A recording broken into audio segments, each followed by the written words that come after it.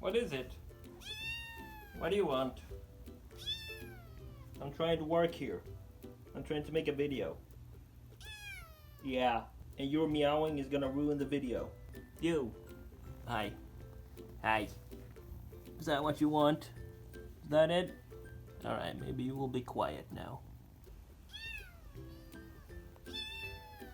Guess not. She calmed down. Alright, let's make a video now when she's calm.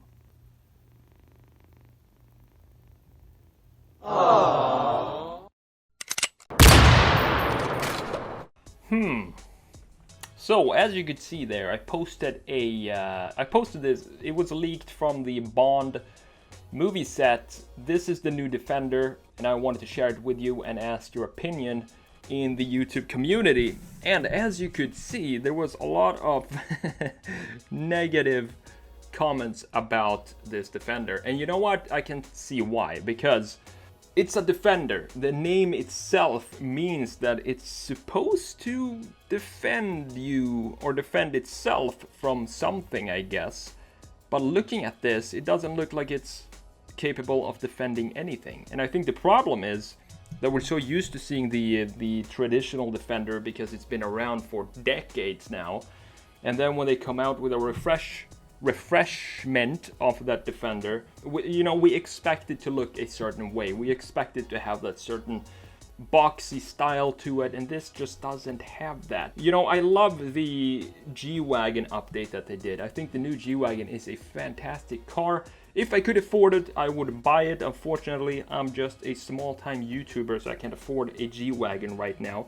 But that update, I think that was one of the best updates from taking a classic design and modernizing it into something new, but still keeping that boxy style and pretty much the same style, but adding some curvatures and some details that make it look like it's actually made today. And that's exactly what I want to do with this Defender. So what I want to do here is to add boxes, a bunch of different boxes to this design. I want to make it into one big box. So this curvature right here, I want to get rid of that. I want to get rid of this whole curved hood here because it doesn't have anything to do with a Defender. I think we can make it look great using the old design language, the boxy design language, make it look like it can run through a concrete wall and defend itself and defend the occupants inside, come out on the other side and be completely fine. That's the idea I'm going for here. So remove these lines, these curvatures here, make this into a Defender box in the front, so a Defender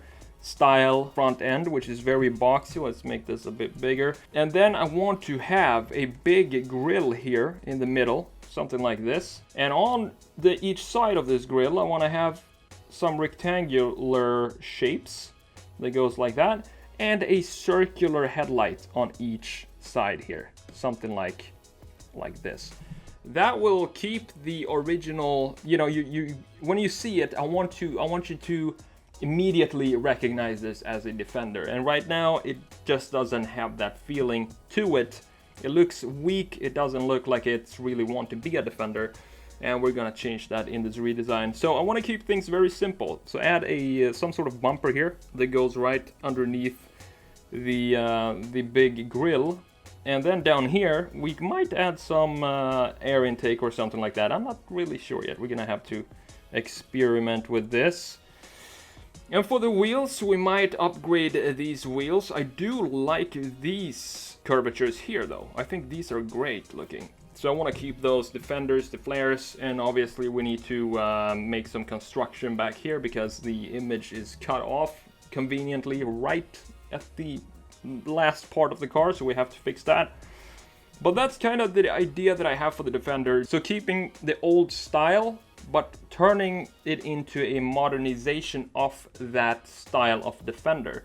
And we do that by adding some details and radiuses and corners that they weren't able to do in the 70s. And when we do that and apply that to the old design, I think it's going to look really cool. So let's jump into the redesign of this Defender and let's beef it up and let's see how this is going to turn out. Okay, so let's get to work. We're going to redesign completely change everything about this so-called Defender and turn it into something that can go through a brick wall and still be okay on the other side of the wall. Remove the bubble Kia Soul roof that we have going on here. Remove the Honda Element front graphics because that to me doesn't really suit a Defender. We want to have a vertical cliff as a front end that can go through anything and come out on the other side completely fine. The design of the Defender is very, very simple. It's simple, but it's also functional, so it doesn't have any unnecessary things. I think the design that we see here from this Bond movie, I think that has too many graphical elements. I don't want every single car out there to be stylized. I want to keep some cars, such as the G-Wagon. It does have some stylistic features to it, but I want to keep some cars just to be focused on pure function. And it doesn't have to conform to this stylistic car design that we see today, because, I don't know, some models are just not supposed to look a certain way, and the Defender is not supposed to be a stylized vehicle. It's supposed to be a utility vehicle with a very simple styling, simple but effective. That's what we're going for right here.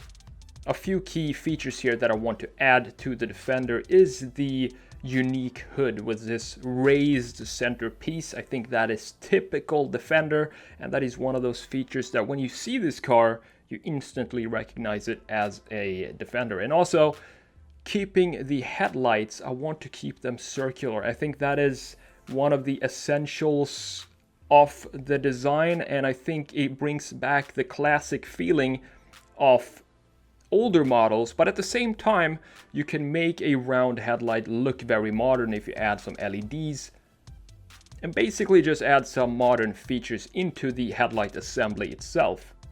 And that's exactly what I want to do here.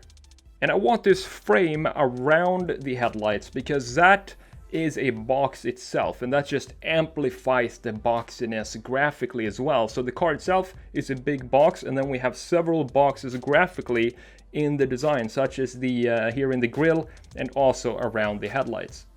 Essentially what we're trying to do is to take the old version of the Defender, not the Series 1 from 48, but the 90s version, which still has a lot of the design styling from the 70s and the 80s, and just add some modern touches to it. And by modern touches, I mean touches that will tell that this is a car from today. So, for example, the headlights, we're gonna modernize those, and also the radiuses and the corners and the manufacturing methods.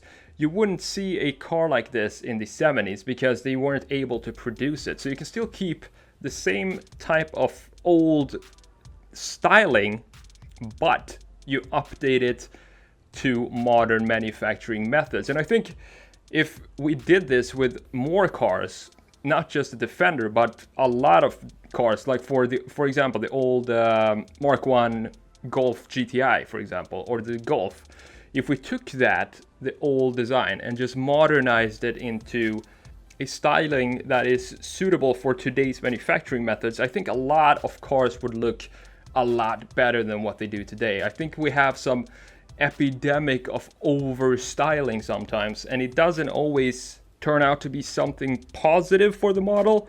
Most of the time, to me, it just looks like it's too much and that they're trying too hard. That would actually be fun to do. Take old models and just modernize them in this similar way as we're doing right here, and just to see what comes out of it. Think of it this way: how many people do you think will look back at today's cars and talk about their design and their simplicity and their elegance in the styling? I don't think people are going to talk about the 2019 Nissan Maxima, for example, 50 years from now, as we're talking about the 50s cars and the 60s cars. And one could argue that with time we are going to talk about models from today, but honestly I don't think so. I think the cars today are too generic and they're too similar to each other. Yes, they have been similar to each other for a long time, but another thing that plays into this is the characteristics of the car. There are so many cars today for, you know, mass production that companies just spit out that don't have any sort of characteristics at all. They all feel exactly the same, all the rental cars and so on. That's what I'm talking about right now. And it didn't always used to be like that because companies were separated more than they are today. You have German parts in British cars, you have Japanese parts in American cars and so on. So everything just blends in and creates this fleet of cars with no identity whatsoever. And that's why it's so important, and that's the reason why I don't want the Land Rover Defender to fall into this category of overstyled cars with no personality at all, because the Defender has always been special. It's always stood out from every other car, and I want that to continue, even though I know that the technology needs to be updated. There are regulations and stuff like that that you need to consider, but you can still keep the old school, traditional, clean styling of the car, and that's what I want to do with this Defender.